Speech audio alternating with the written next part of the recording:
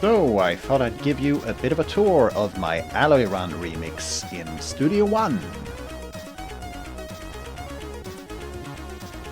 So here's a first look at the arrangement. There's quite a lot of stuff going on here. But before we look at this and listen to it, I want to share where the sound started, because it ended up completely different from where it actually started.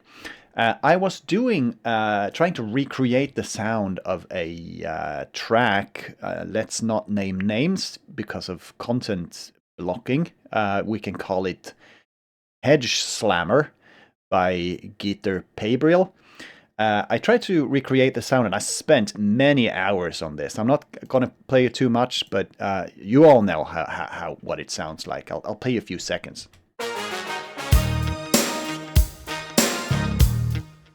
This was actually hell to try to create, but it was interesting listening to it because of what makes up the feel of the track. For example, there's like a really the drummers really like hanging on every beat, so and that's really a part of the sound of this whole song. Like this, it's got this loose vibe, although it's really tight. Also, besides the brass, I discovered this is something that I haven't picked up on before. That there's a string sound in the background with a bit of vibrato on it, which is not something that you really hear when you listen to the track. Although if it's not there, you very much pick up on it. But anyway, I gave up on trying to make this this track because I realized that that bass playing is simply not sequenceable. And that's roughly where I gave up. So anyway, this is where the sound started for Alloyrun, but it then turned into something completely different, something that more akin to Outrun, really. It sounds like one of those like Sega Supersonic Team Band or something like that from the 80s. But anyway, there's a lot going on and there's a lot to check out, so let's dive into it. So it starts out with this drum beat.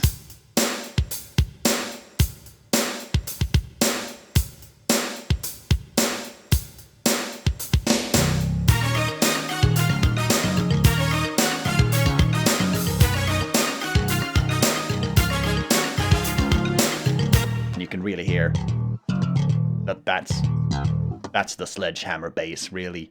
And one thing that I'm really happy with this track is a little bit further on, where the slap bass goes like this.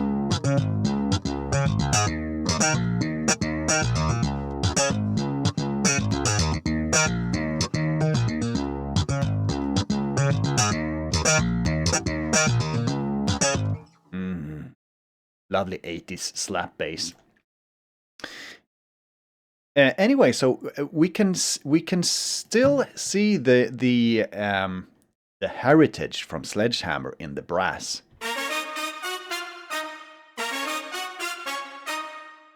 Because I kept the string sound in the background.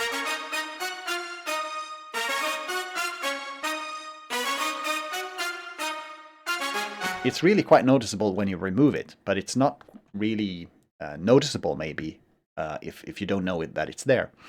And there's also, to get that proper 80s brass sound, you also need to combine these are live brass samples. It's a Contact plugin, Pro Session Horns Pro.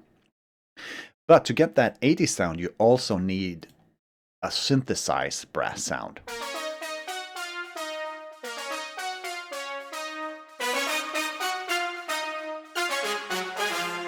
Now, I'm not sure if that's exactly how they did it in the 80s, but that's the only way that I have been able to recreate that sound.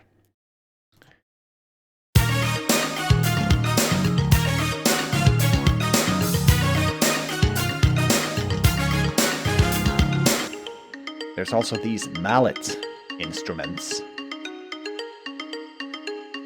which is also a very 80s kind of thing.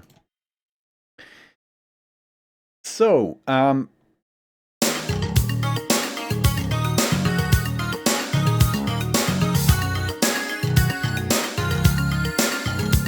wasn't very happy with this sound. I just picked something because I needed something.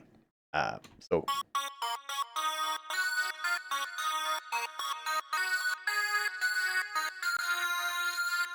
I didn't like that sound at all at first, so I added a piano sound behind it with some echo on it.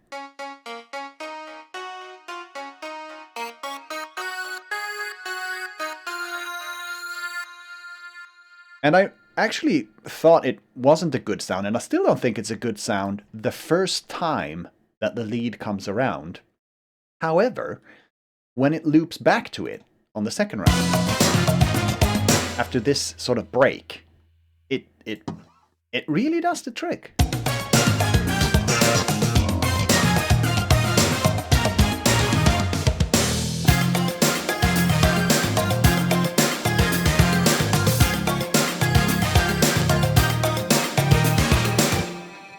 So I decided to keep it, even though I wasn't entirely happy with it. I also love this staccato brass here.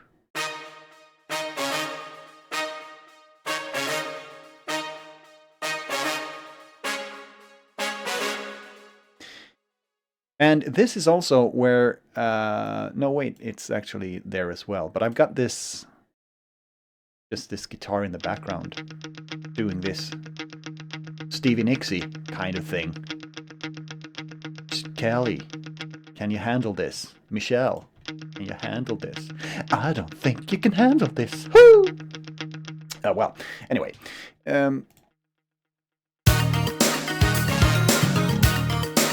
This is where it starts to get fun. Right after this. Because here comes the congas. And there's a little variation here. This, that, that's really not audible when you listen to the track, but it gives just enough variation so that the track doesn't feel as repetitive as it would if it wasn't there.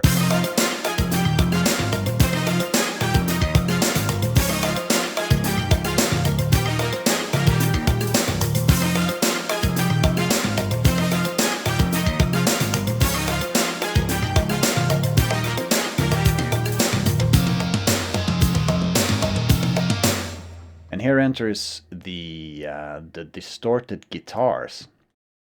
I'm not. What are they doing here? Oh.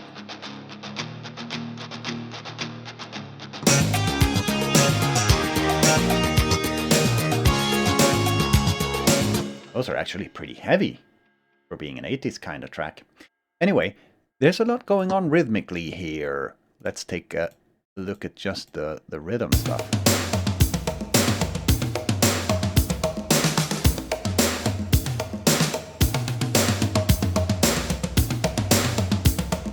And there's just a slight variation in the toms there from the first one.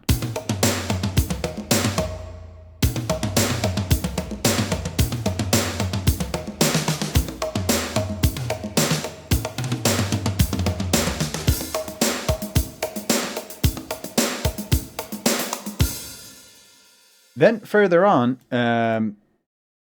there's a cowbell coming in.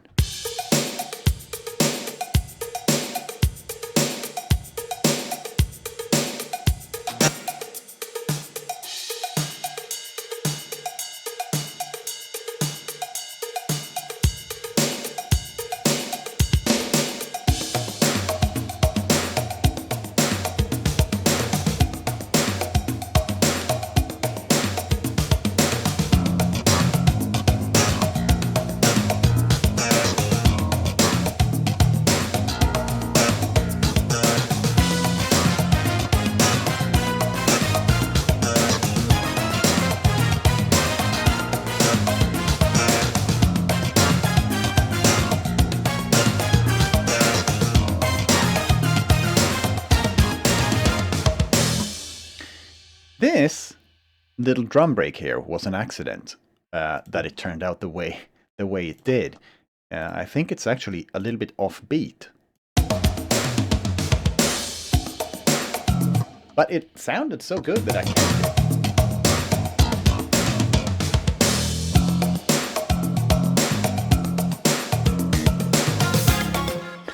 Now then, building up towards the end of the track, it's actually the same things, just playing over and over again with slight variations. Like, for example, it just keeps playing this.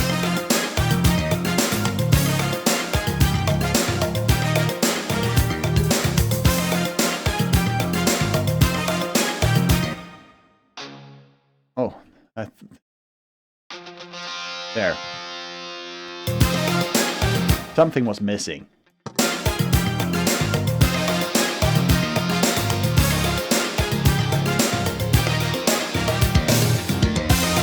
Now the variation here is that this comes in, and one of the brasses go up 1 octave. I think this one goes up an octave as well now, yeah. And this guitar just does what this other one does, but with open strings. I don't know, it builds some kind of tension that isn't released. Oh, I think the bass actually goes up an octave somewhere as well. Yeah, here. And then it goes down an octave again.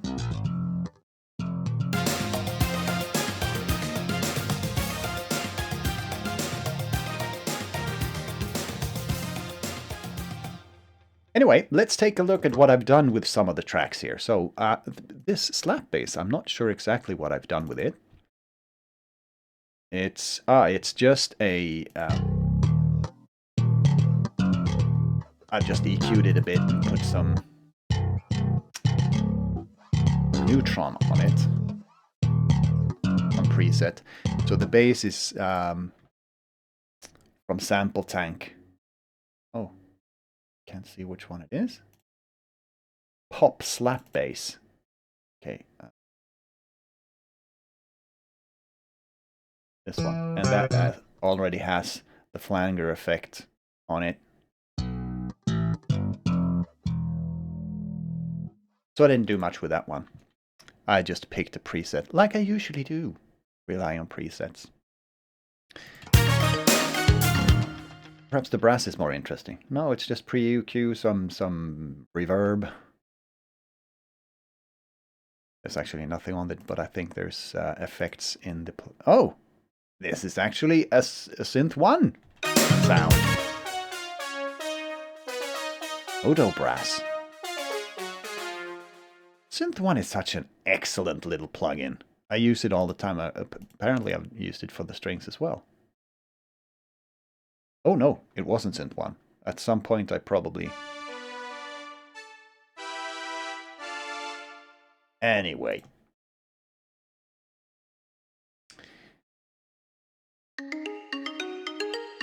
This is also EQ'd. I've relied a lot on simply the reverbs and probably some built-in effects. Yeah, there's delay and reverb, so there's double reverb on that, actually. That's probably something a pro wouldn't do, but since I'm not, I simply go with the flow, I guess. Maybe there's not a whole lot more to talk about on this track. The drums are contacts. Well, these drums are contact. One of their Abbey Road's bundle, I think. Abbey Road 80s drums. The conga is Sample Tank. I hate it when it doesn't show you what it is. And these drums are some impact drums.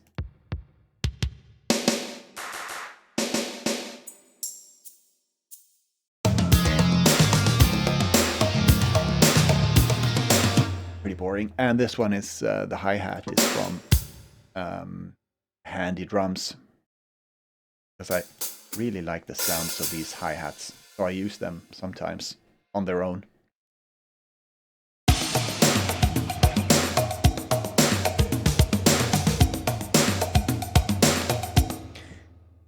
maybe that's it, guys. Anyway, gave you a little bit of a tour of this track. Hope you liked it. Thanks for watching this very amateurish video.